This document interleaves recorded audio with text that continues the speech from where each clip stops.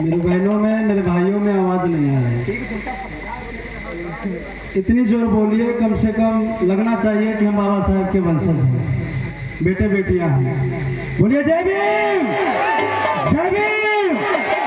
तो सबसे पहले उन महान पुरुषों को जो बहुजन समाज में जन्मे, संत गुरुओं और महान पुरुषों को मैं नमन करते हुए और एक बार उन महान पुरुषों के लिए तहे दिल से जोरदार तालियों से स्वागत करेंगे सभी लोग। और मैं यहाँ की टीम के लिए मैं तहे दिल से धन्यवाद देता हूँ जो मान सम्मान दिया। एक बार इन सभी भाइयों के लिए और जितने हमारे आए हुई बहनें, माता, सभी के लिए एक बार जोरदार तालियां बजाएं सभी लोग। और मैं बड़े भाई हमारे जो बीच में आज झांकी के माध्यम से या बाबा साहब की विचारधाराओं को जो लेकर आज समाज में जो काम कर रहे हैं, हमारे बड़े भैया सोनू बुद्ध जी जो आज कई दिनों से आपको सिखा रहे हैं, सुना रहे हैं, बता रहे हैं, दिखा रहे हैं। आज उनकी टीम के लिए और उनके साथी सहकर्मियों के लिए भी मैं तहे दिल से धन्यवाद देता हूं, क्योंकि जो मान सम्मान दिया आज मैं उन भाइयों को, उनकी पूरी टीम के लिए एक बार जोरदार तालियां बजाएंगे सभी लोग। तो मेरे बहुजन समाज के लोगों, मैं ज्यादा कुछ ना कहूंगा, मैं अपने समाज को हमेशा एक बात बोलता हूं और आज मैं आपके बीच में जो मुझे मौका मिला है आज बोलने का, जो यहाँ पर मुझे जो समय दिया गया है, मैं आपके बीच में थोड़ा समय रखूंगा। उन महान पुरुषों की विचारधारा को बताना चाहूंगा कि मेरे बहुजन समाज के लोगों, आज जैसे मैं हर एक कथा में जाता हूं जहां मुझे लोग बुलाते हैं और बोलने का मौका देते हैं, तो मैं अपने समाज को बोलना चाहता हूं कि पत्थर की कीमत जब पता चलती है, कि पत्थर की कीमत जब पता चलती है जब कुत्ते घेर लेते हैं, और हमारे बहुजन समाज को संगठन जब याद आता है जब उन्हें मुसीबत घेर लेती है। मेरे बहुजन समाज के लोगों, आज मेरे समाज में सबसे बड़ी ये कमी है, सबसे बड़ी ये दुर्बलता है कि आज हम एकता बनकर काम नहीं कर पा रहे, हम बाबा साहब की विचारधाराओं के अनुसार काम नहीं कर पा रहे, क्योंकि सबसे बड़ी जो हमारे महान मसीहा ने जो हमें मूल मंत्र जो दिए हैं, पहला है शिक्षित बनो, संगठित रहो, संघर्ष करो। आज हमारे समाज में क्या होता है, शायद हम शिक्षित बन रहे हैं, संघर्ष भी कर रहे हैं, पर सबसे बड़ी बात है संगठित नहीं हो पा रहे। परंतु आज अगर संगठित नहीं, संगठन नहीं बनाओगे, भाई भाई में अगर संगठन नहीं है, माता पिता में या बेटी माँ में या फिर बेटे बाप में या भाई भाई में या परिवार में या अपने गांव के समाज के लोगों में अगर एकता नहीं है, तो हम सच में ऐसे सताए जाएंगे, ऐसे गाजर मूरी की तरह काटे जाएंगे और हम जिंदगी भर गुलामी करते हैं और करते जिंदगी भर रहेंगे। ऐसे हमारे बड़े भैया सोनू भैया ऐसे बहुत सी बातें बताकर चले जाएंगे, पर हमारे कुछ भी समझ में नहीं आएगा।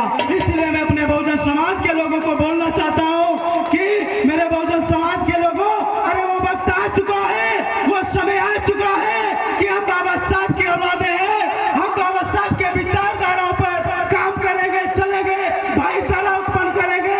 हम अपने एक दूसरे में, परिवार में, रिश्तेदारी में, गांव समाज में, चाहे वो कोई बिरादरी का हो, हम उसे अपना बनाकर, अपना समझकर उसको मान सम्मान देंगे, ताकि हम लगने चाहिए कि हम बाबा साहब की औलादे हैं, वंशज हैं, क्योंकि अब हमें गुलामी करने की जरूरत नहीं है। मेरे बहुजन समाज के लोगों, अब डरने की जरूरत नहीं है। इसीलिए मैं आपके बीच में बोलना चाहता हूं, सबसे पहले मेरे बीच में जो संस्थापक इस संगठन के, बहुजन अधिकार मोर्चा के, जो माननीय इंजीनियर सरोज कुमार गौतम जी, जो बहुजन अधिकार मोर्चा के राष्ट्रीय अध्यक्ष जी हैं, जो हमारे बीच में आए हैं, जो आज समाज के लिए, आज अपने लोगों के लिए हक और अधिकार की लड़ाइयां लड़ते हैं, चाहे वो दिन हो चाहे रात हो, हमारे समाज पर होते अत्याचारों को, उनकी आवाजों को उठाना, उनको न्याय दिलाने का काम करते हैं। मैं अपने सर के लिए, अपने राष्ट्रीय अध्यक्ष जी के लिए एक बार जोरदार तालियां बजाएंगे जो आपके बीच में मौजूद है। और साथ में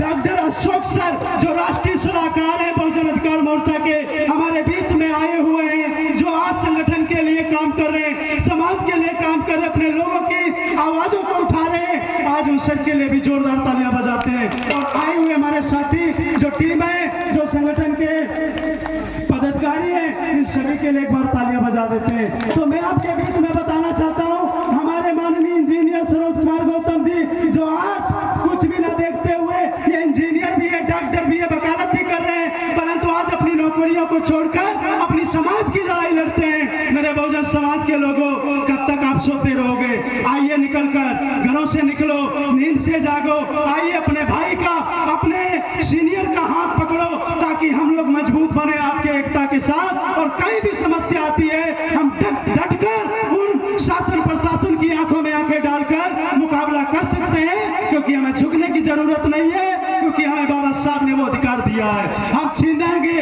हम लड़ेंगे, हम संवैधानिक तौर से हम अपने हक और अधिकारों को छीनेंगे, क्योंकि ये ताकत वो संविधान ने, वो महान मसीहा ने हमें दिए। इसलिए मेरे बहुजन समाज के लोगों, अब हमें डरने की जरूरत नहीं है।